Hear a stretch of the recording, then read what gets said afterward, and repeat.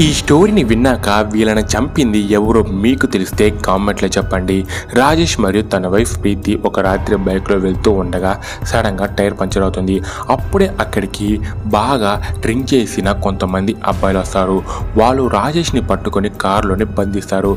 తన వైఫ్ ప్రీతిని వాళ్ళు రేప్ చేయడానికి ట్రై చేస్తారు. ప్రీతి అక్కడ నుండి తప్పించుకొని ఫారెస్ట్లోకి పరిగిస్తుంది. ఆ అబ్బాయిలంతా తనని వెంబడిస్తారు. కారులో ఉన్న రాజేష్ వెంటనే పోలీసులకి ఫోన్ చేస్తాడు. కొంతసేపు తర్వాత పోలీసులు స్పాట్కి వచ్చి రాజేష్ని కారు నుండి బయటికి తీసుకొని వస్తారు. రాజేష్ పోలీసుల సహాయంతో ఆ ఫారెస్ట్లోకి వెళ్తారు. అక్కడ నరసింహస్వామి గుడి దగ్గర ప్రీతి స్పృహ తప్పి పడిపోయి ఉంటుంది. రాజేష్ తనని స్పృహలో నుండి బయటికి తీసుకొని వచ్చి ఏం జరిగింది అని అడుగుతాడు. నేను పరిగిస్తూ మధ్యలోనే స్పృహ తప్పి పడిపోయాను. ఆ తర్వాత ఏం జరిగిందో ఇక్కడికి ఎలా వచ్చానో నాకే తెలీదు అని చెప్తుంది. పోలీసులు ఆ అబ్బాయిల కోసం ఆ అడవి అంతా వెతుకుతారు. కానీ అప్పుడే వీళ్ళకి ఒక స్పాట్లో ఆ అబ్బాయిల యొక్క శవాలు కనిపిస్తాయి.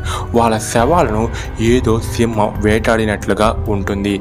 నిజంగానే వాళ్ళని వేటాడింది సింహమేనా లేదా దాని వెనకాల ఏదైనా శక్తి ఉందా?